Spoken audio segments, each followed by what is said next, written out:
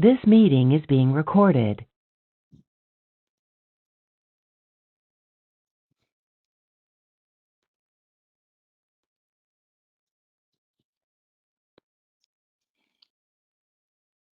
Okay, welcome everyone. My name's Michelle. I live at Unit 31 here in Campton, uh, and I'm presenting this hopefully quick presentation as part of giving you guys a chance to get to know me and the way I think about working on a condo board in New Hampshire. Calling this Protecting Our Assets, Ensuring Compliance and Oversight, and please forgive me, I'm not a professional podcast or anything.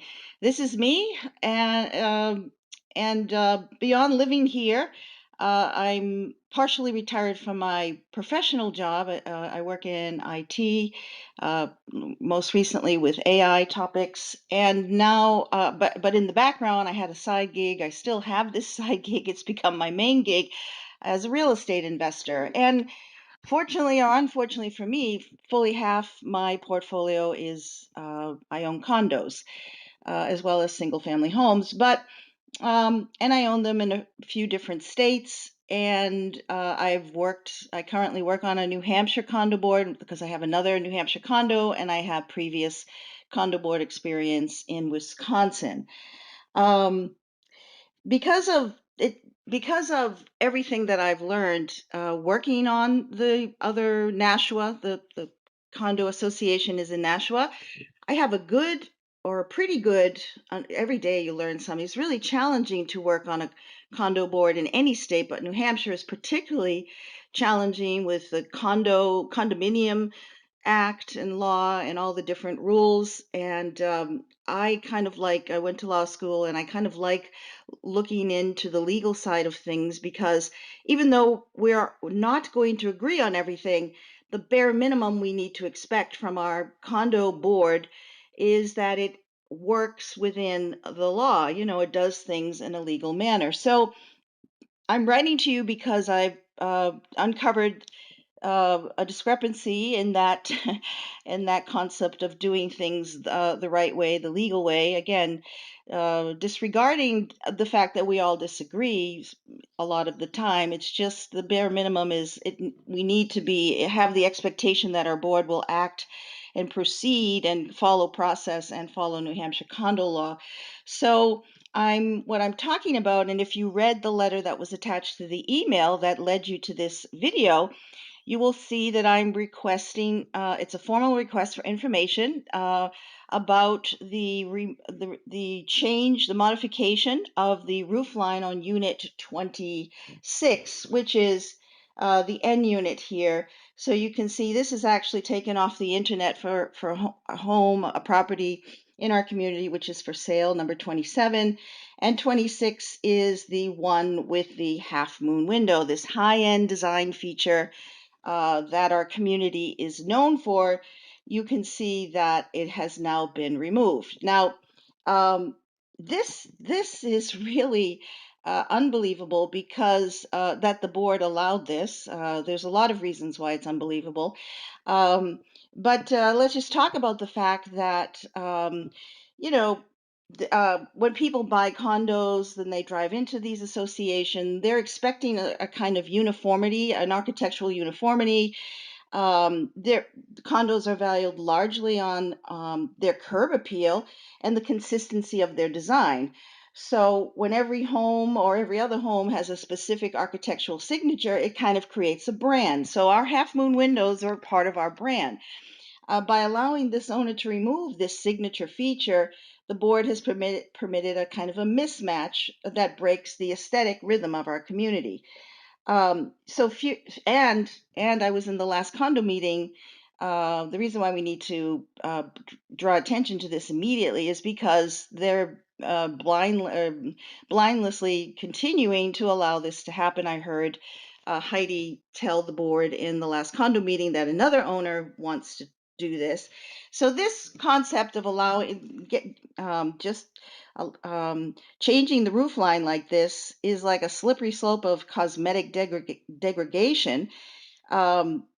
it's going to create a chaotic facade, and it's going to also signal for the sharp eye, for investors, for real estate agents, kind of a governance failure. So appraisers are going to recognize, and real estate professionals, when they look at the overall maintenance culture of our association, that the board doesn't really, because this, I'm arguing, this is an unauthorized, non-compliant process that the board went through in order to allow this. The board is telegraphing to the market that the association doesn't protect its assets. Um, but in the end, the biggest concern is whether the board followed the bylaws and the laws of the state of New Hampshire to allow this structural change. And so, what bylaws am I talking about? There are a couple bylaws that might apply to this, but this one, this is the one I'm focusing on. It's actually Article 7. It's in our declaration. Excuse me. And it's Section 3.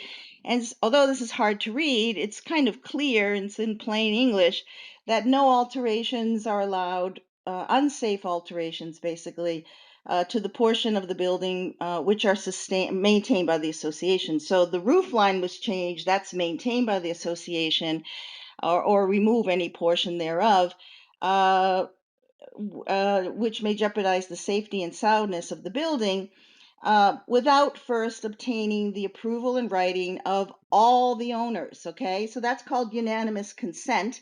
Does anybody remember being asked to vote on this removal? I certainly don't. And then even more importantly, which talks to the safety in which we are all now liable for, is this copy of plans created by a New Hampshire licensed engineer or architect, which the association needs to have before this work starts. So I called this out in an email chain on June 13th, and basically the board seemed completely oblivious to this rule. And worst was, but I can't, let's not blame the board. They're just three homeowners like you and me who aren't professional property managers. So the way this works is that all condo associations pretty much just have regular old homeowners that aren't professionals, and so that's why condo associations hire professional property management companies.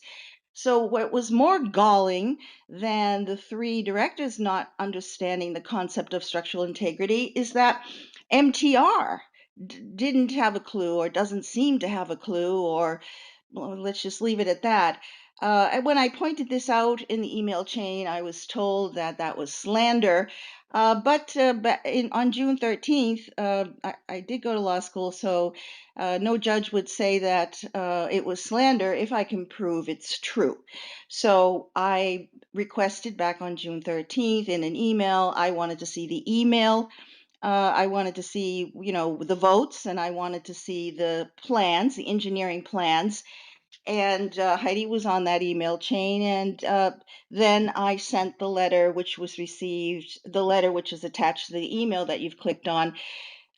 That certified letter was received July 1st. So no one, neither the board nor MTR, has kind of refuted with any actual proof that my statements that no plans were used or created, and no architectural plans, and no vote was taken, and basically our poor board was given very bad advice by MTR. Anyway, this is called bylaw apathy. Again, the onus falls on the management company for not pointing out proper structural integrity procedure and kind of helping the board figure this out and figure out the process in a legal fashion. So since it took 2 weeks and in the email, and I didn't get a response back, I did send a certified letter.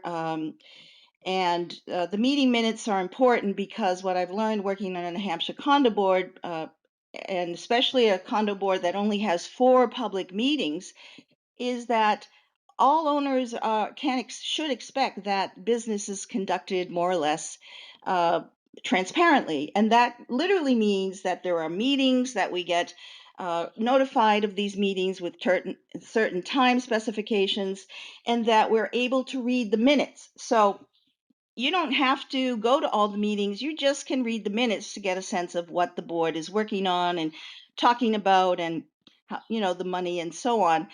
But this decision seemed to have been made secretly, and I use that word to mean non-transparently. There was no meeting minutes that mention anything about the board making a structural integrity decision. Uh, and also, so that's really important. And this isn't one because MTR loves to just call everything an executive meeting. Oh, we're going to do this in an executive meeting. So to cut out the owners, there are rules about executive meetings, which I could go into at another time. There's only 4 reasons to do an executive meeting, which are also outlined in our docs. But discussing homeowners' requests for structural integrity changes is not one of them. I asked for the compliance document back on June 13th, back also in this formal letter. This is a right we all have to do oversight on our board and the management company. I'm looking for the unanimous owner consent in the engineering plans. So the poor people on our board are only going to be as good as the advice they get from the management company. So I just want to make it clear that I understand now. I work on a board, and I worked on one prior to the one in Nashua, and I get it. It's really complex. So you need to rely on a management company, and our management company has shown over and over that it just doesn't have the chops, especially not for the prices that we're paying. So and this concept of, so here we have a situation where property management 101 concept of structural integrity, maintaining structural integrity, is completely disregarded. Our board got no information or guidance on that. And then, of course, our biggest contractor is MTR. So that's like the fox guarding the hen house, because normally the management company would have been asking for the permits, for the engineering plans, but no, MTR is also the contractor, so that whole process got circumvented. And if you're new to our community, just bought within the last year and don't know, MTR also, they're our biggest contractor. They don't give us estimates, specifically for the siding work.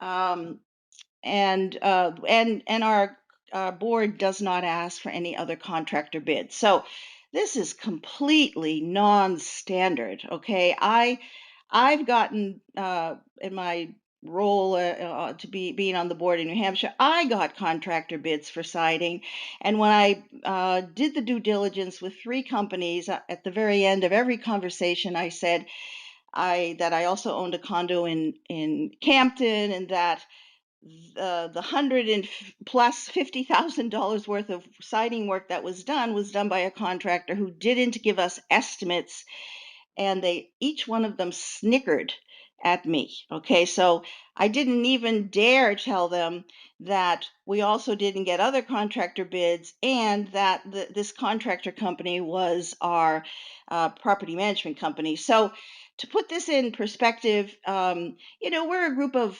homeowners that, I guess, I would think, because the majority of us are at least second homeowners, um, and then even the smarter people are the ones that are primary homeowners.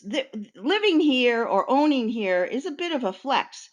So our demographic, I kind of think of us as a group of business savvy individuals. So listen up, savvy business people.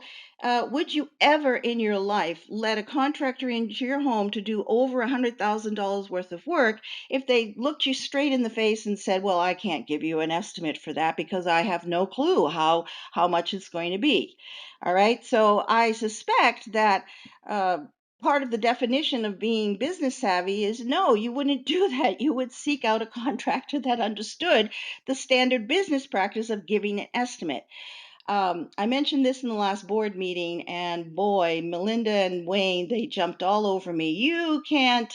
So, I mean, anyone who was there saw what happened, and I just kept repeating, actually, I think I said, we're being laughed at, we're being laughed at. So, this concept of no estimates and no other contractor bids is well known in our community, and it really is. I now know that this is not true. It's not standard, and we need to expect better. So why should the rest of us, all of us, care about these unauthorized modifications made on Unit 26? And also, apparently, the board seems to think that they can continue doing this with anyone else who wants to just change their roof line and lop off that high end window. Um, it's because of the risks and liabilities that the board has put us in. Again, remember, our board is only as good as the advice they get. So this is an unauthorized modification because they've had a month to shut me up and just send over the engineering plans and the meeting minutes and just to prove that it was authorized, the permits, and this hasn't happened. So there's structural risk, so the domino effect. So there are rules around multi-unit buildings. Roof lines are interconnected systems. So altering one without engineering plans transfers stress to neighbors, which could cause sagging and shifting in other units. So unit 26 is the offending unit at this moment, and 27 is for sale. So again, multi-unit properties have higher fire safety code compliance. So this unauthorized modification was performed on the roof line, and it's considered a functional change to the building structural envelope, it's called. And so that kind of change requires fire resistance ratings and assemblies. It requires permits and engineering plans to guarantee the fire safety, the structural integrity, the weight load, okay? Um, and so, were any of these permits, or was there an engineer who came by and said, yep, it's safe? Did any of that happen? So far, the board and MTR hasn't provided me with any of that proof. Yeah, so this is a liability and a risk to the whole community, this type of negligence, because if there's ever a uh, problem, the roof caves in, or if there's a fire and we need to make an insurance claim, that causes, the insurance, how insurances are. If you've ever tried to make a claim, they look for reasons not to pay the claim. And also, if they ever do pay your claim, they cancel you. So if the insurance finds out based on some kind of damage, and we're trying to make a claim for that building, they could they could refuse to pay, and as well as go so far as to cancel our master insurance policy. So again, this is a risk and a liability, and then those types of costs would be on the association's shoulders. Okay, and you know, banks, financeability. So when I remember on the board in Wisconsin, we were always, because there was a high level of renters, banks actually, the Fannie Freddie banks actually have a right to turn down mortgages for certain, they expect certain levels of homeowners and what have you. So banks have a big important role in whether the unpermitted structural change has any kind of permits or engineering plans. And the way that they find out is because an appraiser will come, and they'll come with the original plans, and they'll notice that there was a change. And so they'll start investigating and asking for the engineering plans, which are required by New Hampshire building code. because it's a multi-unit building and so on and so forth. So that could all rise up to the bank, and the bank could put a hold on the loan or just not give the loan. And if this continues, as it seems the board thinks it can do as of the last board meeting, we could just become a blacklisted community. Now, I know about blacklisted communities because when around the time that I bought the Nashua property, I had a loan approved, and I made an offer on a community in Merrimack. And I sent an email to the bank and said, "Hey, I just made an offer on this address in Merrimack." And the loan officer picked up the phone and called me and said, "You can't buy that one, Michelle." And I laughed and I said, "No, no, but I have the money. You approved me for the." And she said, "No, it's not that. It's that the board, it's a terrible board. They've, whatever the specific problem was, basically she was telling me that that community was blacklisted, and I could try and go through with it, but I would be rejected at the end because they don't make loans for that community." Okay, so it's real.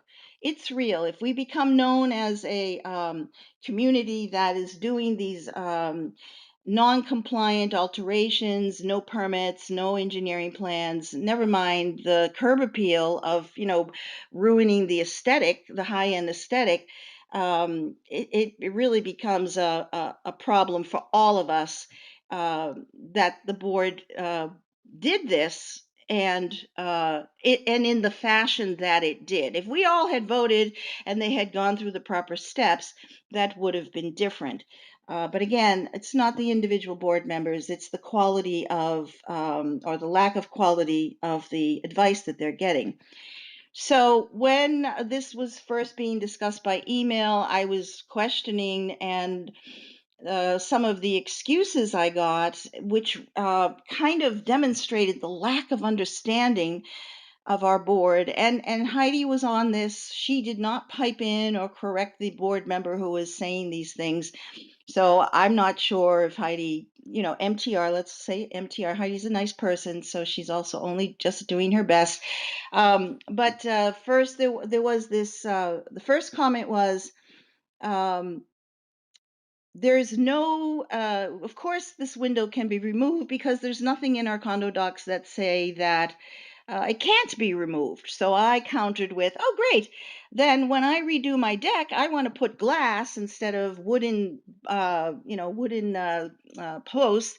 Glass or wire because I can see better through my deck." And so the response to that was, "Whoa, whoa, but owners can't just do anything they want." And then I said, "Exactly." And I pointed back to that paragraph that we started with in this presentation, and I said, "And neither can the board make a decision without getting consent from the unit owners and getting engineering plans to make a structural integrity call like this." So there was also some pushback. The board member was saying there was a leak, and therefore the leak was going to damage any association type property, and that the window wasn't structurally sound. All of these are just excuses, and they also show a lack of understanding of how to handle maintenance, basic maintenance, in our community. Again, I don't fault the homeowners who are on our board. I fault the lack of quality of our property management company. And so then there's the question, and I haven't even asked this question in my official request, but what about the cost? So how was this paid for? Did the owner pay for anything? Because if they had done what they should have done, they should have replaced the window, and that would have been all on the shoulders of the owner. But did the association pay? So um, there is something in our finances. There was like an 8 or 9,000, 7 to 9. I don't remember the number, about removing a window. That's going to be a question for the annual meeting. How did this? Let's just say we did all vote, and they did provide engineering plans and get the permit. We would have had a discussion, and it would have been clear to us how the costs were going to be divided between the owner and the association. So, and then the other, now that this unpermitted and unauthorized modification has already taken place, in order to remediate this situation that causes liability and risk to the whole community, there's cost involved in fixing it. Okay, so had the board been advised to pay attention to the rules, look at the bylaws, and get advice before, then we would have had a better understanding of the costs, and we would have mitigated the remediation costs that we are now all going to have to pay. And so, I really believe that MTR's judgment throughout this whole process has been grossly negligent, acting as both the advisor and the contractor. Okay, so their professional independence is completely compromised, and leading to them to recommend a non-compliant alteration, because they had two opportunities to kind of advise the board what the rules are and what the law is. One is the property manager, and then secondarily as a licensed New Hampshire contractor. So there are rules that a contractor has to follow when they change the roof line, which is a load-bearing item, or the whole envelope of the home. So at the moment, I have received. Oops. So I see this as a professional failure on the part of MTR.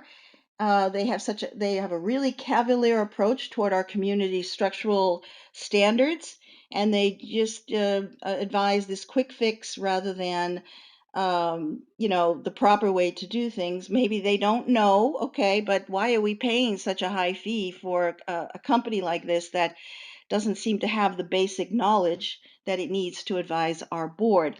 So the unanswered questions, and you read that letter, I hope, where I'm asking all these questions, and we kind of reviewed what I was requesting in this slide show. I did receive a short response on my second notice to the board, because I said, okay, 10 days has gone by.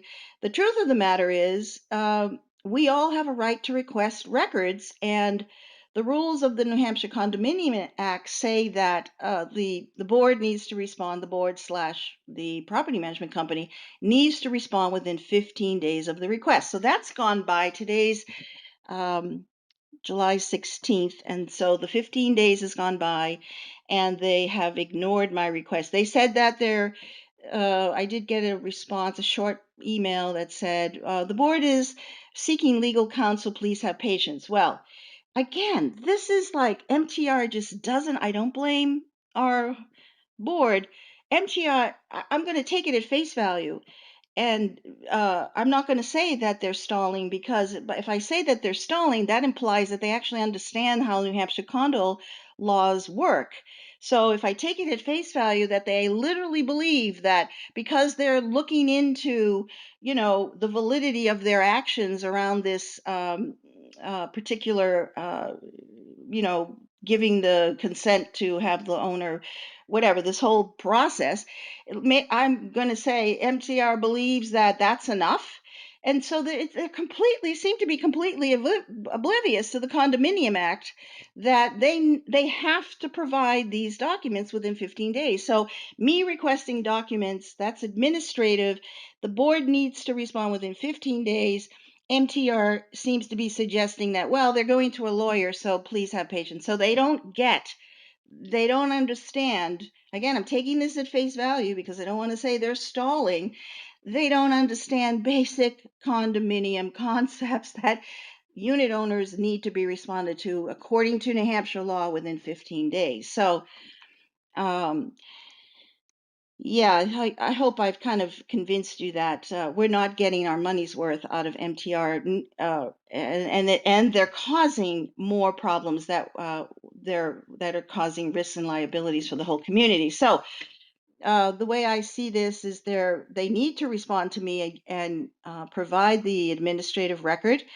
It seems to me that there's going to have to be some kind of independent structural assessment by a third party which of course all of us are going to have to pay for. The board needs to come up with a formal remediation plan that stipulates a timeline to address this noncompliance, and then we all need to understand the finances on this, what the costs were and what they're going to be, because this is now mushrooming into a much larger and more costly mistake. Um, all right, that's me. That's how I think about it. I'm just trying to show you this is real. This is moving forward. Whether you vote for me or not, I'm still going to do this due diligence and follow up here because uh, this is really egregious, and we pay a lot of money to MTR, and we deserve better. So um, I knew the structural rules were in our documents because I read them. You know, MTR has 18 associations.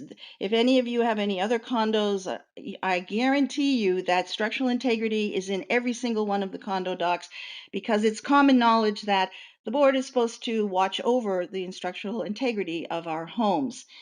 Um, I know that it's standard business practice in New Hampshire to request estimates for siding work because I have personally procured them and been laughed at when I said that I own another condo and the contractor doesn't give us estimates. And I didn't even mention that we don't get bids from other companies, and also the contractor rules over our books and you know writes checks to themselves. I mean, it's just ludicrous, this setup. And I propose, if you do vote for me, hopefully there's at least one other board member who kind of wants to explore this, that we decouple the MTR and we take them out of being our property management company because they have clearly failed, causing us risks and liability in this case. And if you have time, I can tell you about other things, but I want to keep this short.